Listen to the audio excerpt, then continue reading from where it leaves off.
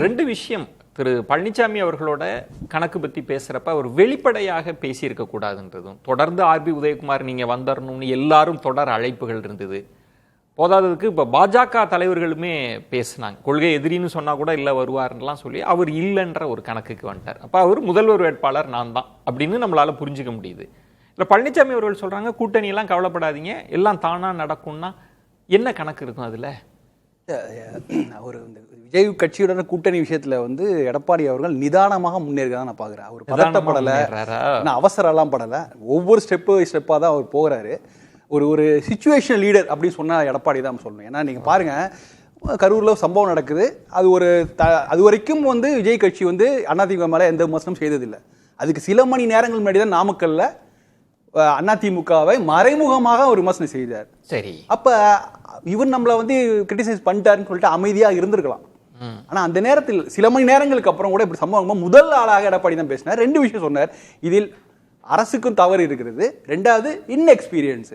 தாவைக்கா அந்த கட்சி வந்து அதுக்கு ஒரு பெரிய அனுபவம். முதல் நாள் சொன்னது அப்புறம் மாறி போச்சு. அதுக்கப்புறம் வந்து அமைதியா இருந்தார். முதல் பைட் கொடுத்தாருல, அதுக்கப்புறம் 2-3 நாளுக்கு அமைதியா இருந்தார். இந்த 2 நாள் நடந்த விஷயங்கள் ரொம்ப முக்கியம். அப்பதான் நீங்க மற்றவர்களுக்கும் எடப்பாடிக்குள்ள வித்தியாசத்தை புரிஞ்சுக்க முடியும். அந்த 2 நாள்ல திமுக வந்து நல்ல ஒரு வாய்ப்பு அப்படின்னு சொல்லிட்டு திமுக தலைவர்கள் எல்லாம் கரூருக்கு பக்கம் படையெடுத்தாங்க. சரி, பாஜக ஒரு பக்கம் போய் 10 எம்பிக்கள் அங்கேருந்து அப்படியே வந்து இந்த வாய்ப்பை தவறவிட கூடாது அப்படின்னு சொல்லிட்டு எல்லாரும் பண்ணும்போது கூட அது பெரிய அளவு டேக் ஆஃப் ஆகல, கிளிக் ஆகல. அது மெல்ல மெல்ல எடப்பாடி அவர்கள் அப்படியே மெதுவா அப்படியே வந்ததுனாலதான் இன்னைக்கு ஒரு பக்கம் ஒரு சாய்வா ஒரு தாவேக்கா வந்து ஒரு அதிமுக கூட கூட்டணி வருவதற்கான வாய்ப்புலாம் இருக்குங்கிற அளவுக்கு வந்தது. காரணம் அவர் காட்டிய அந்த பொறுமை, அந்த மாதிரி விஷயங்கள் தான் ரொம்ப முக்கியம். இல்ல சார், இதுல எல்லாமே ஒன் சைடா தான் இருக்கு. தாவேக்கா அமைதியா தான் இருந்தாங்க. பலருமே என்ன சொன்னாங்கன்னா ரொம்ப நேர்த்தியாக காய் நகர்த்தி விஜயை வழிக்கு கொண்டு வந்துட்டாங்கன்னு பேசப்பட்டது. பிரியன் சொல்றது, நீங்க வியூக ரீதியில தவறு பண்ணிட்டீங்க. வெளிப்படையா தொண்டர்களுக்கு என்ன சொன்னீங்க, இந்த தாவேக்கா தொண்டர்கள் வர போறாங்க, தாவேக்கா கூட்டணிக்கு வரும்லாம் சொல்லிட்டார், பிரம்மாண்ட கட்சின்லாம். இன்னைக்கு தாவேக்கா ஸ்டாண்ட அனௌன்ஸ் பண்ணிட்டாங்கல்ல, இனி என்ன கணக்கு வந்து எடப்பாடி போட்ட கணக்கு வந்து எப்படின்னா, தாவேக்காவை கூட்டணிகள் கொண்டு வர்றதில்லை, அதை முன்வைத்து எடப்பாடி அவருடைய அந்த இமேஜை வந்து பில்ட் பண்றது தான். நீங்க பாருங்க எப்படி இருந்த இடம் ஸ்டாலின் வர்சஸ் அதர்ஸ்ங்கிற இந்த இடம் சுற்றுப்பயணத்தை ஆரம்பிக்கிறார் எடப்பாடி. எப்படி ஆரம்பிக்கிறார்? கொங்கு மண்டலத்தில் தான் செல்வாக்கு இருக்கு அப்படிலாம் ஆரம்பிக்கும் போது முதல்ல என்ன சொல்றாரு, கம்யூனிஸ்ட் கட்சிகளுக்கு வந்து ஒரு அழைப்பு விடுக்கிறார்.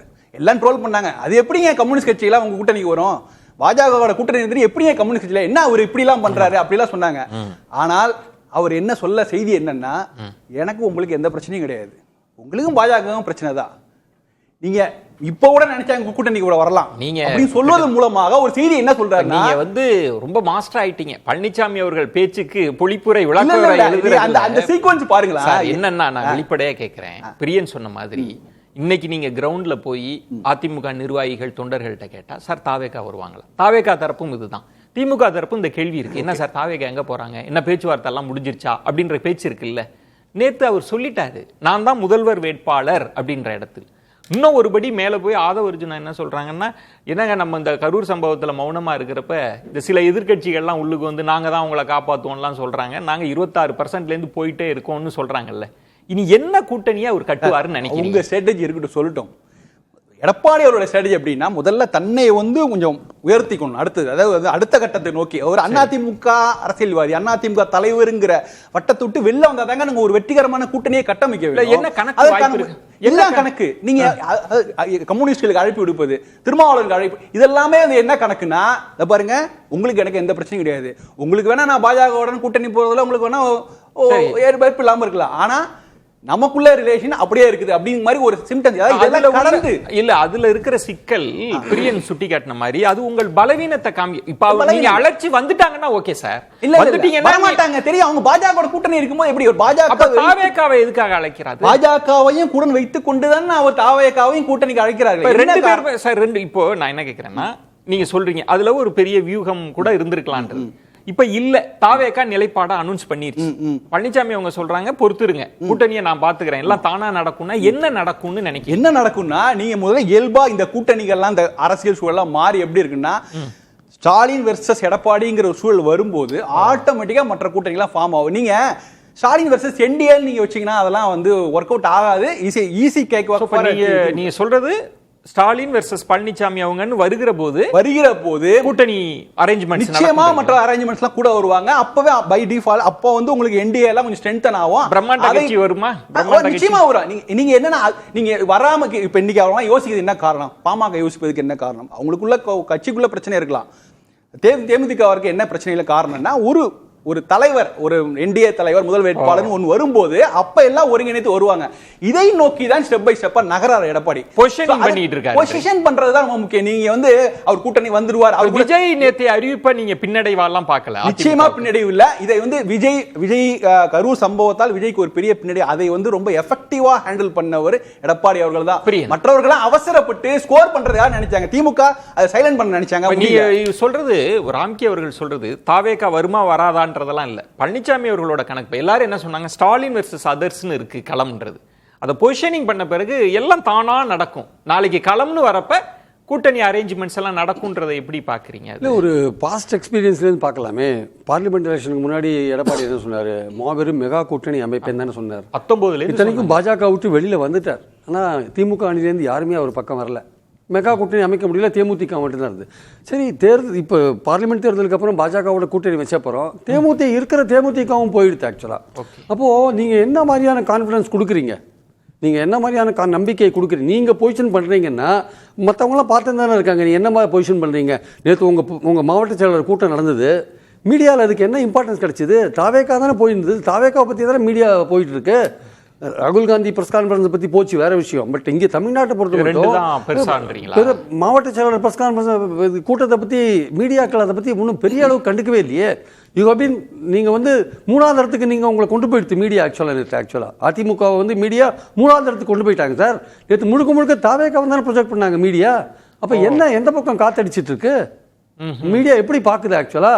ஸோ நீங்க எப்படி நீங்க பண்ற பொசிஷனிங் சரியில்லைன்னு தானே தெரியுது ஆக்சுவலா. ராம்கி, பிரியன் சொல்றதுல இப்ப விஜயும் தன்னை முதல்வர் வேட்பாளர்ன்றதுல அவங்க தீர்மானமாவே போடுறாங்க. அதான் ரொம்ப முக்கியம். 2 பொதுக்குழுலையுமே செயற்குழுலையுமே தீர்மானம் போட்டாச்சு. அதிகாரத்தை விஜய்க்கு கொடுக்கிறது முதல்வர் வேட்பாளர். அதுல நாங்க நோ காம்ப்ரமைஸ், அதுதான் கொள்கை எதிரி பாஜகன்னு சொல்லியாச்சு. அப்படி இருக்கிறப்ப முதல்ல விஜய் தன்னை தான் சொல்றாரு, நான் தான் மாற்றுன்னு சொல்றப்ப இவர் நினைக்கிற பிரம்மாண்ட கூட்டணின்றது எங்க இருக்குன்றார். நீங்க சொல்ற பாமக இருக்கு சார், தேமுதிக நிலைப்பாடு தெரியல, வேற என்ன ஆப்ஷன் இருக்குன்ற நீங்க எல்லா கட்சிக்குள்ள பிரச்சனையில இருந்து பார்ப்போம். நீங்க அதே சிக்கல் தான் தாவேகாவுக்கு இருக்கு. முதல்ல எல்லா கட்சியும் வளர்வதற்கு குறைந்தபட்சம் ஒரு அரசியல் எதிரி வேண்டும். இப்ப நீங்க திமுக எடுத்தீங்கன்னா அவங்க பாஜக எதிர்க்கணும், அதிமுக எதிர்க்கணும், விஜய் எதிர்க்கணும், சீமான் எதிர்க்கணும்.